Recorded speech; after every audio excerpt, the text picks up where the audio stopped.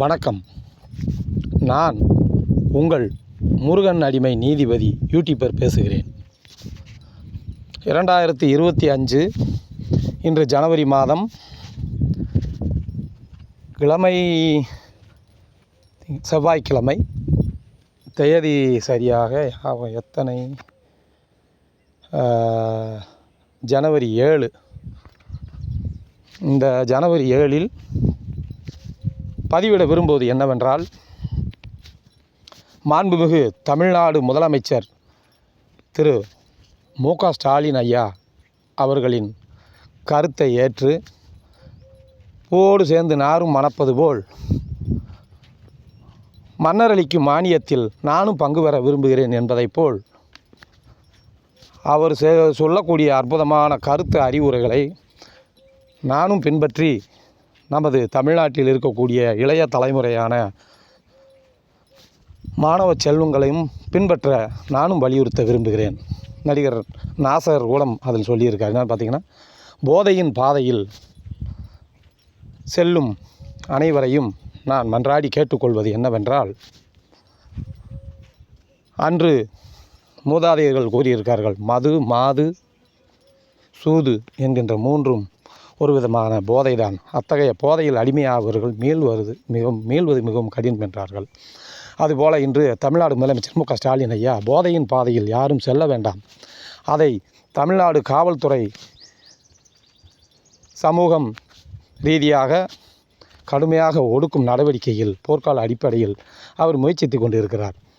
அதை நானும் வரவேற்கும் வண்ணமாக முருகன் அடிமை நீதிபதி யூடியூபர் என்ன கூறுகிறேன் என்றால், போதையின் பாதையில் யாரும் செல்ல வேண்டாம் என்று சொன்னது போல் காமனாக பதிவு செய்து விட்டார்.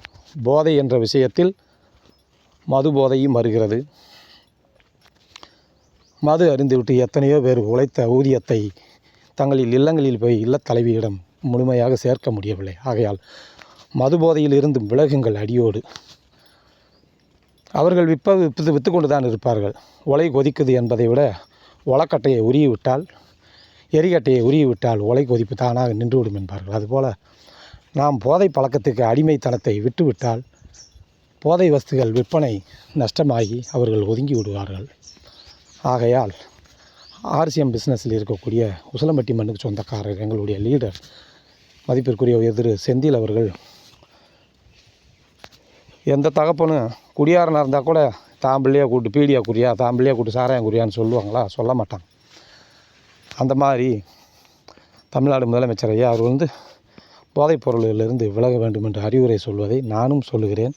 கணேஷ் புயலை, கூலிப்பு, கஞ்சா, போதை மாத்திரை, போதை ஊசி என்று எதிர்கால சந்ததிகளே, ஆண் வர்க்கங்களே கேள்விக்குரிய நிலைமைக்கு அபாயகரத்தை நோக்கி போய் கொண்டிருக்கிறார். அத்தகைய தீங்கு விளைவிக்கக்கூடிய, ஆபத்து விளைவிக்கக்கூடிய தாய், தகப்பன், கணவன், மனைவி என்று எல்லா சந்ததியினுடைய எதிர்கால கனவை எல்லாம் நிலைகுலைய செய்யக்கூடிய அந்த போதையிலிருந்து நீங்கள் விலகி வாழ வேண்டும் என்று முதலமைச்சர் ஸ்டாலின் ஐயாவுடன் இணைந்து நானும் கேட்டுக்கொள்கிறேன். உங்களை மன்றாடி, ஆண்டிப்பட்டி பகுதியில் ஒரு சில சின்ன பொட்டி கடைகள் எல்லாம் போதைப்பொருள், கணேஷ் பொருள் ஏதோ விற்கக்கூடிய அந்த போதை வஸ்துக்களை எல்லாம் தமிழக அரசு தடை செய்யப்பட்ட பொருள்களெல்லாம் விற்பனை செய்து ஆங்காங்கே தண்டத்தொகையும் விதித்து அவர்களை தண்டனைக்குரியவர்களாக ஆக்கி கடைகளில் சீல் வைத்து கொண்டு இருக்கிறார்கள். சீனிவாச நகரில், எம்ஜிஆர் சிலை பக்கம், இன்னும் எத்தனையோ பக்கம் அது நிகழ்ந்து கொண்டு இருக்கிறது. குறிப்பாக நான் எது என்று யார் எவர் என்கின்ற அங்க அடையாளம் உங்கள் அனைவருக்கும் தெரிந்திருக்கும் ஒன்றே.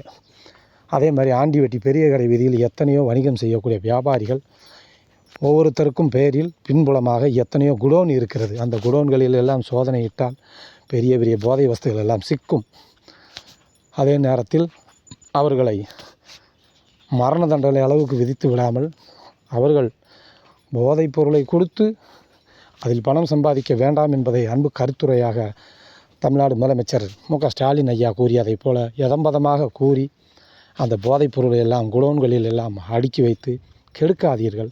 அதை விற்று பழைக்க வேண்டிய ஈனத்தனமான ஒரு காலம் என்பதை உபதேசித்துவிட்டு, ஒவ்வொரு அதிகாரிகளும் ஏதேனும் கை நீட்டி ஏதும் காசோலைகளை எதுவும் பெற்றுக்கொள்ளாமல், நம்ம சந்ததியில் இப்படி தவறு செய்தால் காசை வாங்கி செய்யும் என்று சொல்லுவோமா?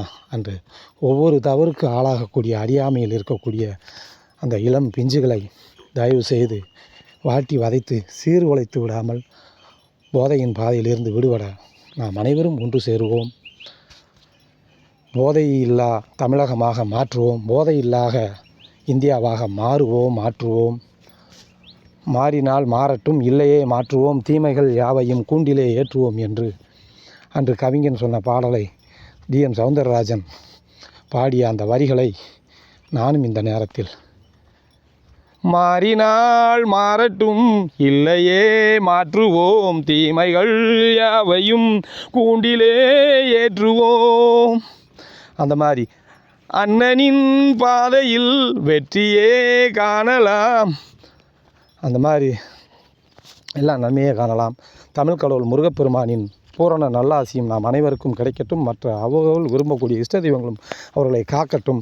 தாயும் தகப்பனும் இறைவனை சொந்தம் கொண்டு இறைவனை பக்கவலமாக வைத்துக்கொண்டு இந்த பூமிக்கு நமக்கெல்லாம் தாயின் தகப்பனுடைய அறிமுகத்தால் நாம் வந்தோம். அந்த தாய் தகப்பனை போற்றுவோம்.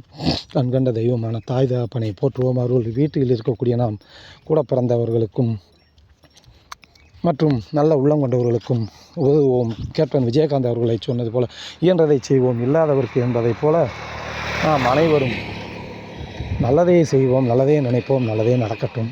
தயவு செய்து இது போதை வஸ்து விற்கக்கூடிய ஒவ்வொருவருக்கும் கொஞ்சம் கஷ்டமாக இருந்தாலும் மன்னிப்போம், மறப்போம், சகிப்போம்.